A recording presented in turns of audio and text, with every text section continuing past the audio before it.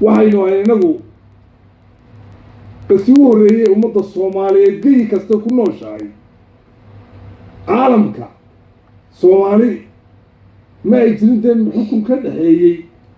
laakiin waxaynu ahayn ummadda keliya ee sayda saan kula sayaxatay Ingiriiska wadda dhexdeeda kula sayaxatay had iyo jeer boqortooyooyinka iyo gumaystuhu wuxuu ka leexdaa dadka ilbaxa uu ka leexdaa waa sababtaas Jabuutina hajidiide isaguna sidoo kale waxaa la yidhaahdaa French Somaliland sababta markii dambe dadka kale Canfarta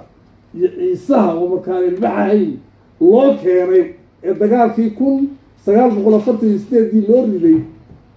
البحر البوسية اللي تفتري من البحر إلا وحرمة دينا يوم بدك يسمع قاوري ما يعدي وكل جرنا يعني إنجليزنا سو كلام وحبران إجري ولا يهوري من هي أبلغوا يديني